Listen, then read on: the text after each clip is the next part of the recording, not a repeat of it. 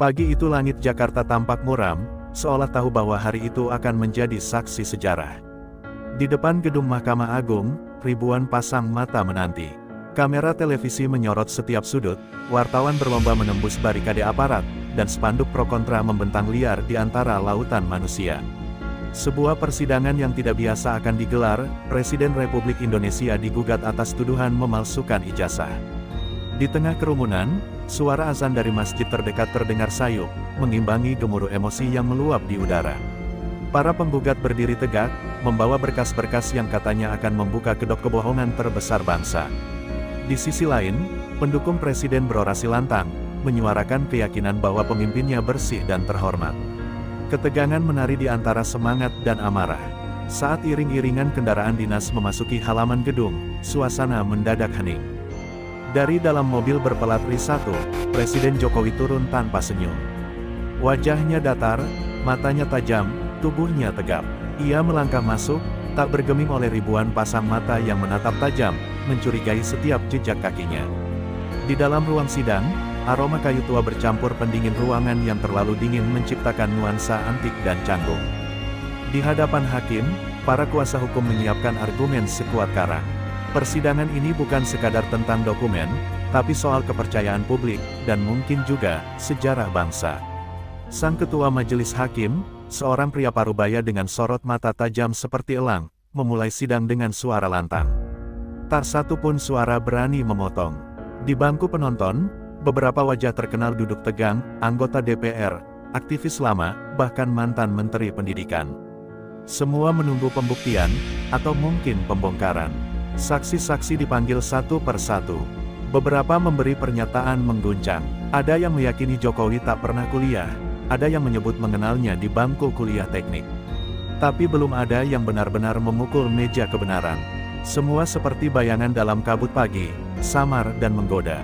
Dari sudut ruangan, kamera stasiun televisi menyorot seorang pria yang baru masuk, berjas coklat tua, rambut memutih, langkahnya lambat tapi penuh wibawa. Tak banyak yang mengenalnya, tapi bisik-bisik menyebut namanya, Mahesa Wibowo, aktivis reformasi yang dulu pernah menghilang dari panggung nasional. Apa yang dilakukannya di persidangan ini? Mahesa tak langsung bicara. Ia duduk di bangku pengamat, membuka buku catatan tua. Di halaman pertama, tertulis UGM, tahun 1980. Bibirnya tak bergerak, tapi matanya berbicara. Ia tahu sesuatu yang orang lain tidak tahu. Sesuatu yang bisa mengubah arah sidang ini. Di luar gedung, hujan tiba-tiba turun. Orang-orang tetap bertahan di tempat, tidak peduli basah atau dingin. Mereka tahu, hari ini bukan hari biasa. Hari ini, nasib kepercayaan publik pada pemimpinnya sedang dipertaruhkan. Dan setiap detik, setiap kata di ruang sidang itu, bisa menjadi bahan bakar untuk membakar keyakinan atau justru memadamkan kecurigaan. Tak ada yang tahu pasti bagaimana sidang ini akan berakhir. Tapi satu hal jelas, pagi itu, Indonesia tidak hanya menanti keputusan hukum. Ia sedang menatap cermin, dan bertanya apakah bayangan yang kembali adalah kebenaran, atau sekadar ilusi yang dibuat dengan rapi. Mahesa Wibowo duduk diam, sekilas tampak seperti pria biasa yang hanya tertarik menonton jalannya sidang. Tapi bagi mereka yang mengenalnya di masa lampau, kehadirannya bukan sekadar kebetulan. Mahesa adalah nama yang dulu berkibar di era reformasi, penggagas gerakan, kampus untuk rakyat, yang hilang dari peredaran setelah tragedi 1998. Banyak yang mengira ia sudah meninggal, namun hari itu ia muncul kembali, dan membawa sesuatu. Tak ada pernyataan resmi tentang posisinya di sidang. Ia bukan saksi, bukan kuasa hukum, dan bukan pula bagian dari pihak penggugat. Tapi sorot matanya menunjukkan bahwa ia punya agenda.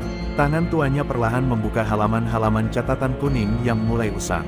Di sana, ada salinan surat, fotokopi ijazah lawas, dan catatan perkuliahan seseorang bernama Joko Widodo. Seorang wartawan muda dari media alternatif melihat Mahesa dan mendekat, berusaha mencari tahu. Mahesa hanya mengangkat alis dan berkata lirih, ini bukan soal siapa benar atau siapa salah. Ini soal sejarah yang harus diluruskan. Wartawan itu mencatat cepat, sadar bahwa ia sedang duduk di samping potensi headline terbesar tahun ini. Di ruang sidang, pihak penggugat mulai kehilangan daya.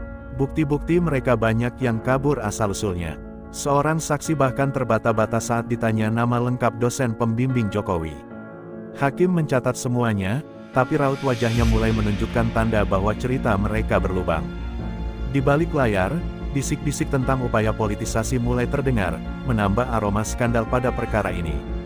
Sementara itu, Mahesa berjalan keluar dari ruang sidang. Di lobi gedung pengadilan, ia berdiri di depan mikrofon yang dikerubungi wartawan.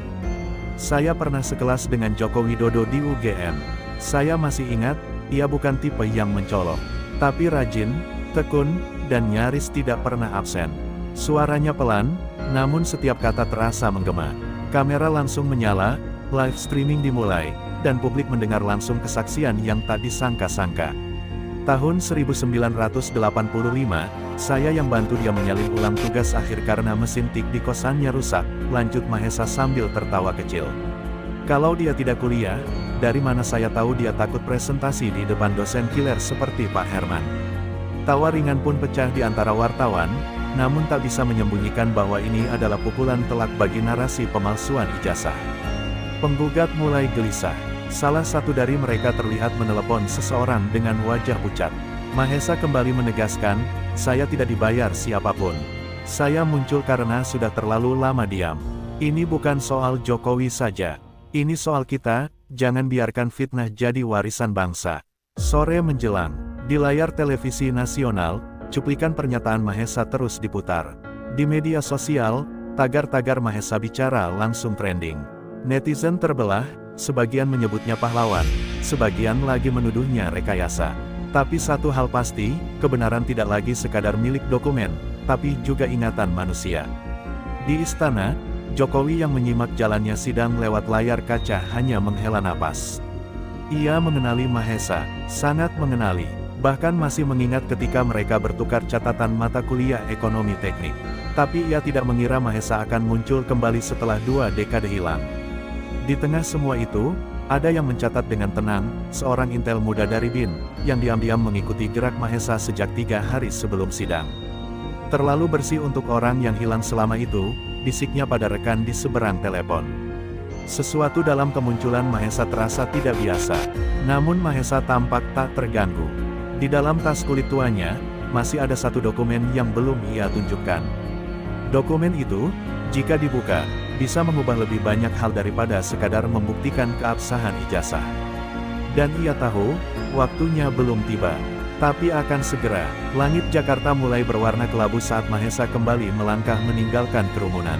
Sorotan kamera telah padam, wartawan beranjak ke ruang redaksi, namun bayang Mahesa belum lenyap dari benak publik. Pria tua itu menyusuri trotoar dengan langkah pasti, menuju sebuah rumah susun tua di kawasan Salemba. Di tempat itulah dokumen rahasia yang ia simpan selama puluhan tahun bersembunyi dari dunia. Di dalam kamarnya yang sempit, Mahesa membuka lemari besi kecil yang dilapisi debu. Dengan kunci yang digantung di kalung bajunya, lemari itu terbuka, mengeluarkan suara engsel karatan. Ia mengambil satu map berwarna coklat kusam bertuliskan, UGM, Arsip 1985. Di dalamnya, tergeletak selembar formulir pendaftaran ulang mahasiswa teknik angkatan 1980, lengkap dengan foto, tanda tangan, dan cap universitas. Nama, Joko Widodo. Mahesa menyandarkan punggung ke dinding. Nafasnya berat, bukan karena beban fisik, tapi karena beban sejarah yang ia genggam. Ia tahu, dokumen itu bukan salinan. Itu asli, yang tak pernah tercatat di arsip digital karena waktu itu UGM baru melakukan migrasi data secara manual. Satu dari sedikit yang selamat dari kebakaran kecil di ruang tata usaha, gumamnya lirih. Malam itu, Mahesa tak sendiri.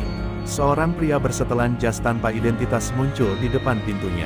Tidak mengetuk, hanya berdiri. Mahesa membuka pintu dan menatap tajam. "Kau dari BIN?" tanyanya datar.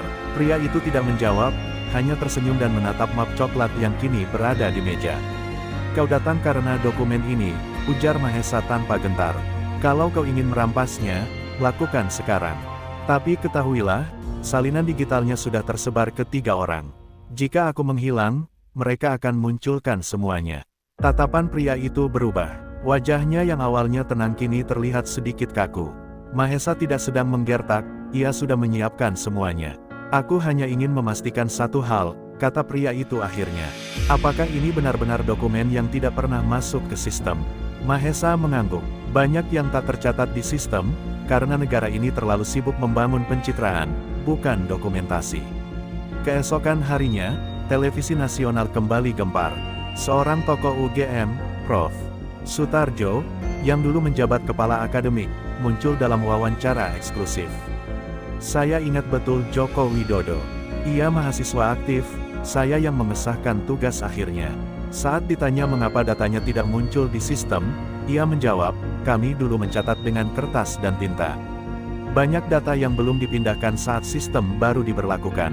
Namun pernyataan Prof. Sutarjo tak serta-merta menghentikan spekulasi. Di media sosial, konspirasi justru berkembang. Ada yang menyebut semua ini rekayasa. Ada pula yang menyebarkan gambar Mahesa bersama tokoh politik oposisi. Perang informasi pun pecah. Sementara itu, Mahesa menatap ponselnya. Salah satu dari 3 orang kepercayaannya mengirim pesan, salinan aman. Tapi ada yang mengikuti saya. Mahesa hanya membalas singkat, tetap di tempat. Jangan bergerak sampai aku katakan. Dalam waktu singkat, isu ijazah palsu yang sempat jadi bahan tertawaan kini berubah menjadi permainan intelijen. Ini bukan lagi sekadar pembuktian di ruang sidang. Ini menjadi medan tarik-menarik antara mereka yang ingin menjatuhkan, mereka yang ingin mempertahankan, dan mereka yang hanya ingin kejelasan. Dan di tengah kekacauan itu, Mahesa menyadari satu hal, bahwa dalam setiap kisah besar bangsa, akan selalu ada yang tak tertulis dalam sejarah resmi. Tapi bukan berarti kebenaran tak pernah ada, hanya saja kadang ia menunggu orang yang berani untuk menyuarakannya. 4. Kabar kemunculan Mahesa dan dokumen autentik yang ia miliki menyebar lebih cepat dari api di padang ilalang. Di kubu penggugat, situasi menjadi kacau. Bukannya menguat, solidaritas mereka malah mulai retak. Beberapa tokoh yang sebelumnya kompak menyerang kredibilitas Presiden Jokowi kini saling menuding. Mereka takut dijadikan kambing hitam bila tuduhan terbukti tak berdasar. Di balik meja rapat sebuah organisasi advokat yang sempat mengawal perkara ini, suara tinggi terdengar. Kita dipermalukan di sidang, bukti kita lemah. Kenapa tak ada verifikasi sebelum menggugat?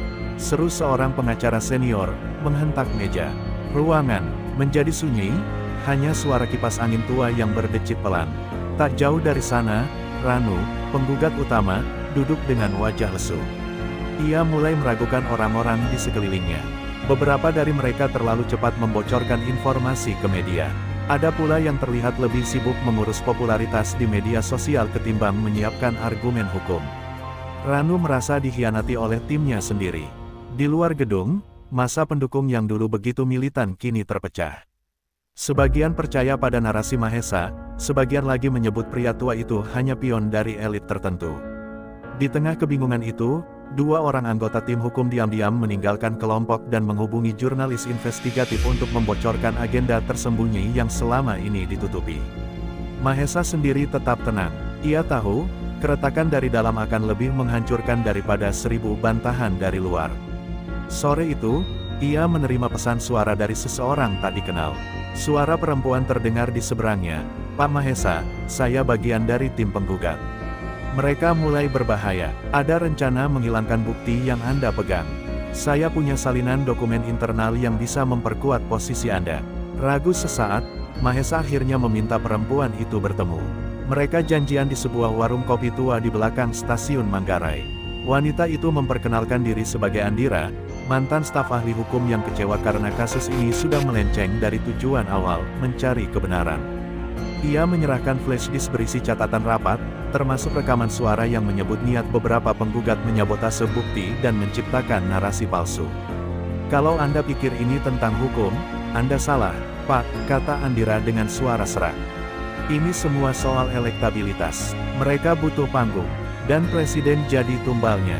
Mahesa hanya tersenyum pahit. Ia sudah lama tahu, hanya saja ia menunggu waktu yang tepat untuk membuktikannya. Sementara itu, Mahkamah Agung mulai menyoroti kejanggalan dalam proses hukum sebelumnya. Beberapa hakim mempertanyakan kenapa perkara seperti ini bisa naik tanpa verifikasi menyeluruh. Di dalam tubuh peradilan pun, muncul tekanan agar kedepannya penggugat dengan motif politik tak lagi semudah itu menempuh jalur hukum tanpa dasar kuat. Media mulai mengalihkan sorotan. Alih-alih terus menyerang Jokowi, mereka kini memburu tim penggugat, mencari latar belakang mereka, relasi politik, dan kemungkinan dana kampanye terselubung yang dipakai untuk membiayai tuntutan absurd ini. Satu persatu benang kusut mulai terlihat ujungnya.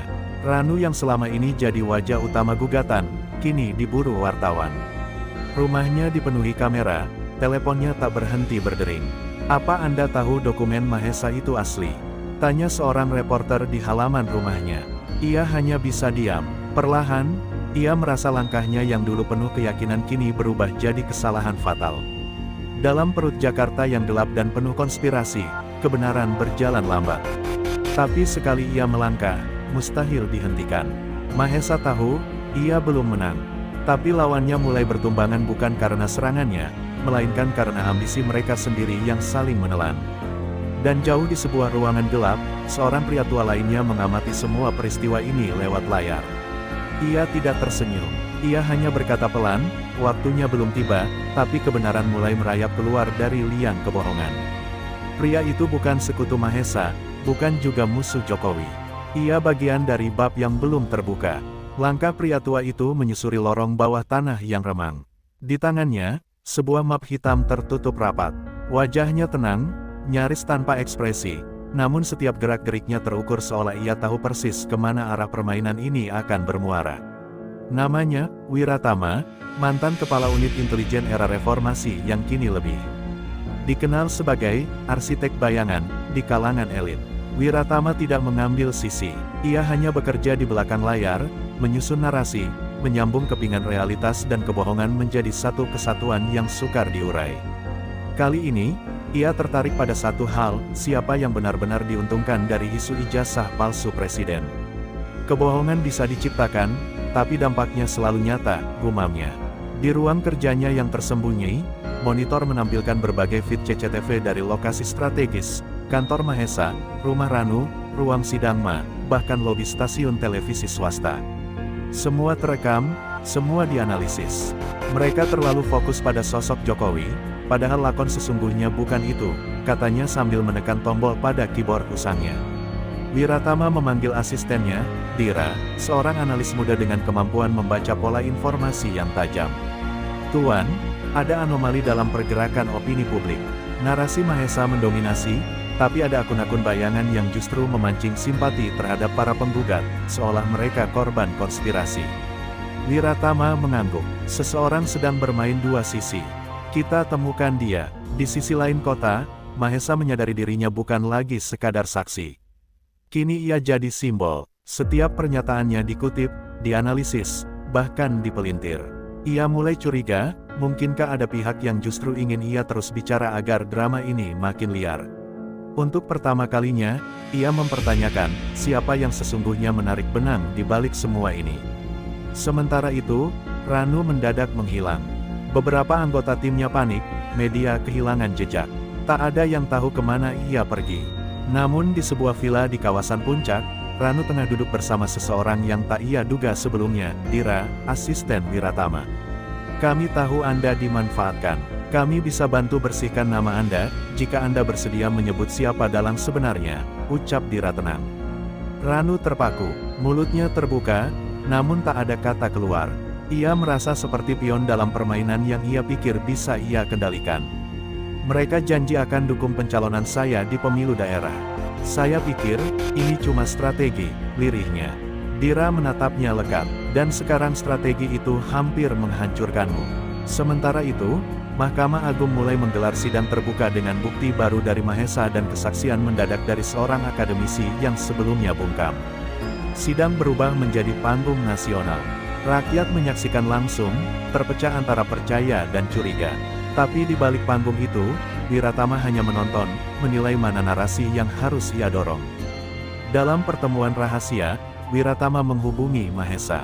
"Apa Anda tahu mengapa saya tak pernah muncul di depan publik?" tanya suara berat di seberang. Mahesa diam, karena kebenaran tak butuh wajah. Ia hanya butuh waktu dan ruang untuk menamparkan kebohongan. Dan saya yang menyediakan itu. Malam itu, media sosial kembali memanas. Sebuah akun misterius merilis potongan video pendek Ranu yang mengaku dipaksa menandatangani gugatan oleh oknum partai. Video itu meledak, trending dalam hitungan menit. Para penggugat kini berhadapan dengan badai yang mereka ciptakan sendiri. Namun Wiratama tahu, badai itu baru awalan. Masih ada satu tokoh penting yang belum bergerak. Seorang mantan pemimpin partai besar yang sejak awal diam, menanti waktu tepat untuk turun tangan dan membalik seluruh papan permainan. Sandiwara ini belum selesai. Justru panggung utama akan segera dibuka, bisik Wiratama. Dan saat layar gelap itu bersinar kembali, publik akan tahu bahwa isu ijazah hanyalah satu pintu dari labirin politik yang jauh lebih dalam. Dalam teater kekuasaan ini, tak semua aktor tahu naskahnya. Tapi sang sutradara, ia tak pernah lengah. Bukannya menguat, solidaritas mereka malah mulai retak. Salah satu penggugat utama, seorang pengacara, kondang yang selama ini vokal menuduh Presiden Jokowi memalsukan ijazah, tiba-tiba menggelar konferensi pers mendadak. Dengan wajah tegang, ia menyatakan mengundurkan diri dari tim. Saya tidak ingin menjadi bagian dari sesuatu yang ternyata tidak berdiri di atas kebenaran, katanya singkat sebelum meninggalkan ruangan dan meninggalkan kebingungan di antara rekan-rekannya. Mahesa, yang menyaksikan siaran itu dari kamarnya, hanya tersenyum samar. Ia tahu, itu baru permulaan. Sebab api yang ia nyalakan bukan hanya membakar fitnah, tapi juga membuka pintu bagi mereka yang selama ini terpaksa diam. Namun, tak semua orang senang. Di ruang rapat gelap sebuah kantor intelijen, beberapa petinggi tengah berdiskusi serius. Kalau Mahesa tidak dikendalikan sekarang, dia bisa jadi simbol baru. Dan itu berbahaya menjelang pemilu, ujar salah satu pejabat dengan nada berat. Mereka mulai membahas opsi, dari pendekatan lunak hingga penghilangan terhormat. Di ruang sidang, suasana pun berubah drastis. Hakim mulai memberi tekanan balik pada penggugat. Jika Anda membawa tuduhan, maka buktikan secara sah dan meyakinkan. Jangan bawa opini ke ruang hukum, tegasnya. Kata-katanya seperti cambuk bagi tim penggugat yang kini mulai kehilangan arah. Di sisi lain, Mahesa tak hanya diam. Ia mengatur pertemuan dengan Prof. Sutarjo dan dua mantan staf UGM lainnya. Di sebuah ruang pertemuan kecil di Jogja, mereka duduk membongkar kembali berkas-berkas lama. Ini bukan untuk membela seseorang, ujar Mahesa, tapi untuk membersihkan sejarah dari manipulasi yang terlalu lama dibiarkan. Sementara itu, sebuah blog jurnalis independen mempublikasikan tulisan panjang berjudul, "Jejak Mahasiswa Tak Terdeteksi, Mengapa Sistem Bisa Gagal." Artikel itu viral, membongkar kelemahan sistem data pendidikan nasional dari tahun ke tahun. Netizen mulai bertanya, kalau Jokowi bisa tidak tercatat karena sistem kuno, berapa banyak lagi yang bisa terjadi hal serupa? Namun, tekanan pada Mahesa makin besar. Salah satu orang kepercayaannya, yang menyimpan salinan digital dokumen, ditemukan dalam kondisi tak sadarkan diri di sebuah kamar hotel. Polisi menyebutnya serangan jantung, tapi Mahesa tahu ini bukan kebetulan. Ia memutuskan mempercepat rencananya. Malam itu, Mahesa mengirim file rahasia ke 5 media nasional besar dengan satu kalimat pengantar, "Jika aku tak sempat bicara, biarkan dokumen ini yang bersuara." Keesokan harinya, Indonesia terbangun dengan satu headline besar di semua portal berita. Dokumen asli ijazah Jokowi ditemukan, Mahesa Wibowo siap bersaksi di sidang akhir. Dan untuk pertama kalinya sejak kasus ini mencuat, Istana mengeluarkan pernyataan resmi. Presiden tidak akan lari dari tuduhan. Tapi biarlah pengadilan yang memutuskan, berdasarkan fakta, bukan fitnah. Pagi itu, Mahesa tiba di Jakarta dengan pengawalan ketat. Bukan dari aparat, melainkan dari kelompok relawan sipil yang mendadak menyatakan siap melindungi siapapun yang membela kebenaran. Mereka bukan bagian dari pemerintah, bukan pula dari oposisi, melainkan sekumpulan warga yang muak pada kegaduhan politik yang tak berujung. Di Bandara Soekarno-Hatta, kamera para jurnalis memburunya seperti lebah pada madu. Sorotan tajam lensa mengiringi langkahnya yang tenang namun penuh beban. Di ruang sidang utama Pengadilan Negeri Jakarta Selatan, atmosfer begitu tegang. Ruang itu tidak lagi hanya jadi tempat mencari keadilan, tapi berubah menjadi arena pertarungan antara logika dan opini. Saat Mahesa melangkah masuk, para hadirin mendadak hening. Ia mengenakan setelan jas sederhana dan membawa map berwarna coklat tua. Tak ada senyum, hanya pandangan lurus yang menyiratkan tekad. Hakim ketua menatap Mahesa lama, seolah ingin menakar isi hatinya sebelum memberi izin bersaksi. "Silakan, Saudara Mahesa Wibowo, Anda berada di bawah sumpah. Katakanlah kebenaran seutuhnya," ucapnya dengan suara mantap. Mahesa berdiri tegak, membuka mapnya, lalu mengeluarkan beberapa lembar fotokopi ijazah, data rekap manual tahun 1980-an, dan satu lembar surat pengesahan dari fakultas tempat Jokowi dulu berkuliah. Saya bukan bagian dari tim pembela, bukan pula pengagum fanatik presiden, ujarnya mengawali. Saya hanya seorang peneliti sejarah pendidikan. Dan ini adalah hasil investigasi saya selama 4 bulan. Ia memaparkan secara rinci bagaimana sistem pencatatan akademik di era Orba sangat lemah, mengandalkan arsip fisik yang rentan hilang dan dimanipulasi. Ia menunjukkan bukti bahwa beberapa nama mahasiswa di tahun yang sama juga tidak tercatat dalam sistem komputerisasi nasional karena baru diinput puluhan tahun kemudian. Para penggugat mulai gusar, salah satu dari mereka berusaha menyanggah, menyebut data itu bisa direkayasa. Namun Mahesa justru tersenyum tipis. Justru karena itulah saya juga menghadirkan 2 saksi hari ini, mantan staf administrasi kampus dan seorang dosen tua yang pernah mengajar Jokowi secara langsung, ujarnya sambil memberi kode pada petugas pengadilan. Kedua saksi itu pun maju. Dengan suara bergetar, mereka bercerita tentang bagaimana Jokowi adalah mahasiswa biasa yang tak menonjol, namun rajin dan sopan.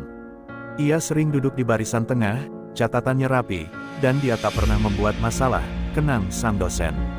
Saya ingat, karena dia pernah bertanya tentang konsep green architecture saat itu, sesuatu yang jarang dibahas waktu itu. Keterangan itu membuat ruang sidang riuh. Para pendukung penggugat tampak gelisah, bahkan ada yang memilih keluar ruangan. Di luar, para komentator politik mulai mengubah narasinya. Beberapa bahkan mulai menuding bahwa gerakan penggugat adalah bentuk sabotase politik berkedok moralitas. Sementara itu, pihak istana tetap diam. Tak ada euforia, tak ada perayaan. Malamnya, Mahesa kembali ke hotel dengan tubuh letih. Namun belum sempat ia membuka sepatu, telepon genggamnya berdering. Sebuah pesan masuk dari nomor tak dikenal, hati-hati. Fakta bisa menyelamatkanmu dari kebohongan, tapi tak selalu menyelamatkan dari peluru. Mahesa membekukan langkah. Ia tahu perjuangannya belum selesai, ia baru saja menyentuh inti saraf dari sebuah permainan lama. Di ruang lain, seorang pria tua yang berpengaruh menonton siaran ulang sidang itu dengan wajah kelam. Anak ini terlalu jujur untuk zamannya, gumamnya. Ia menatap selembar foto Mahesa muda yang ternyata pernah magang di lembaga riset miliknya. Sayang, dulu kamu menolak tawaranku. Sekarang kamu lawan arah. Namun Mahesa tak gentar. Di meja hotelnya, ia mulai menyusun naskah buku, ijazah dan sejarah yang digelapkan. Sebuah bab akan ia dedikasikan untuk menceritakan bukan hanya soal Jokowi, tapi bagaimana bangsa ini terlalu sering tenggelam dalam prasangka karena malas menggali data. Dan ketika malam makin larut, Mahesa berdiri di balkon, memandang lampu-lampu kota Jakarta yang berkelap-kelip. Ia tahu badai belum reda, tapi malam ini, ia sudah menanam satu kebenaran ke dalam tanah gaduh Republik ini, dan berharap kelak akan tumbuh menjadi pohon yang tak mudah tumbang. Pagi berikutnya, Mahesa terbangun dengan kepala berat. Bukan karena kelelahan semata, tapi akibat beban pikiran yang tak kunjung surut. Peringatan anonim yang dikirimkan malam sebelumnya masih tertanam jelas di benaknya. Ia memandang sekeliling kamar hotel, merasakan ketenangan yang semu, seolah di balik tirai keheningan itu ada mata-mata yang mengintainya. Ia segera bersiap, merapikan dokumen-dokumennya, dan bergegas ke tempat pertemuan rahasia yang sudah dijadwalkan sejak beberapa hari lalu. Di sebuah rumah tua di kawasan Menteng yang tak tercantum di aplikasi peta. Manapun, Mahesa bertemu dengan tokoh reformasi yang telah lama pensiun dari hiruk-pikuk politik. Pria itu dikenal sebagai penjaga idealisme, namun memilih mundur karena kecewa pada arah demokrasi Indonesia. Saya mengikuti sidang kemarin. Kau berani? Ucapnya sambil menyuguhkan kopi pahit. Tapi tahu tidak, berani itu mahal, dan bisa berakhir tragis. Mahesa tak menanggapi secara langsung. Ia malah menunjukkan satu salinan surat yang ditemukan dalam arsip tua kampusnya. Surat itu bertanggal 1985, ditujukan pada dekan Fakultas Teknik, berisi permohonan izin dari seorang mahasiswa bernama Joko Widodo untuk mengikuti program kerja lapangan di luar negeri. Surat itu bertanda tangan basah, lengkap dengan cap fakultas. Bukti bahwa Jokowi memang benar tercatat sebagai mahasiswa aktif. Kalau ini kepublikasikan, banyak yang kehilangan alasan untuk terus menyerang, ujar sang tokoh tua sambil memandangi surat itu dengan seksama. Tapi masalahnya, sebagian besar dari mereka memang tidak mencari kebenaran. Mereka hanya butuh alat untuk menghancurkan. Kalimat itu menggantung di udara, dingin dan tajam seperti bilah pisau. Sementara itu, di balik layar media sosial, serangan terhadap Mahesa mulai meluas. Akun-akun anonim menyebarkan foto-fotonya, mencatut pertanyaan-pertanyaan yang telah dipelintir, bahkan mulai menuduhnya sebagai agen asing, atau penyelundup narasi istana. Mahesa tetap diam, tapi tim kecil yang membantunya mulai khawatir. Salah satu dari mereka, seorang aktivis digital, menemukan bahwa IP address dari sebagian akun itu mengarah ke satu server milik lembaga intelijen swasta. Di tengah kekacauan itu, Mahesa menerima pesan dari produser salah satu stasiun TV swasta. Mereka ingin mengundangnya dalam debat terbuka, menghadapi salah satu tokoh yang menggugat ijazah Jokowi. Mahesa tahu itu jebakan opini, tapi ia sadar juga, diam terlalu lama justru bisa mengubur fakta yang sudah ia gali. Ia pun menyetujui, dengan satu syarat, tayangan harus live, tanpa editing. Malam debat itu menjadi pertunjukan nasional. Rakyat menyaksikan dua kutub narasi bertarung. Lawannya, seorang pengacara senior yang licin, mencoba menggiring opini dengan kalimat-kalimat bombastis. Tapi Mahesa membalas dengan ketenangan ilmiah. Ia menunjukkan dokumen satu persatu, menjelaskan metodologi risetnya, hingga menyebut saksi-saksi yang tak bisa disangkal. Publik, yang semula terpecah, perlahan mulai melihat benang merah. Kalau Anda menyebut ijazah palsu hanya karena data digital tak mencatatnya, maka seluruh generasi sebelum tahun 2000 harus dianggap ilegal. Tegas Mahesa. Sorakan pun menggema, bukan hanya dari studio, tapi dari berbagai forum daring yang menyiarkan ulang tayangan itu. Bahkan ada netizen yang berkata, Mahesa lebih layak jadi Menteri Pendidikan daripada banyak orang di Senayan. Tapi kemenangan kecil itu tidak menyurutkan ancaman. Keesokan harinya, mobil Mahesa yang diparkir di basement hotel ditemukan dengan kaca pecah dan surat peringatan yang diselipkan di dashboard, "Tutup mulutmu, atau kami akan menutupnya untukmu." Polisi datang, tapi seolah ogah serius. Laporan masuk, namun tak ada investigasi. Mahesa akhirnya memutuskan menghubungi satu nama yang selama ini ia hindari, seorang jurnalis senior dari harian Tempo, kenalan lama yang dulu sering membongkar skandal-skandal besar. Mereka bertemu diam-diam di sebuah warung kecil di Cikini. "Kalau kau punya semua dokumen asli, berikan padaku. Aku akan terbitkan di edisi investigasi minggu depan. Biar publik yang menilai, bukan pengadilan yang penuh skenario." Malam itu, Mahesa menyerahkan seluruh data. Tapi sebelum pulang, ia menatap temannya itu dan berkata lirih, "Kalau aku hilang, pastikan mereka tahu bahwa aku tak pernah menjual kebenaran." Jurnalis itu mengangguk, menyimpan file dengan hati-hati, lalu berkata, "Kalau kau hilang, Mahesa, kau akan jadi simbol. Tapi aku harap kau tetap hidup, karena simbol yang bicara lebih kuat daripada patung yang diam." Dan di tengah Jakarta yang tak pernah benar-benar tidur, Mahesa berjalan sendirian, menembus gerimis yang turun pelan-pelan. Ia tahu, badai masih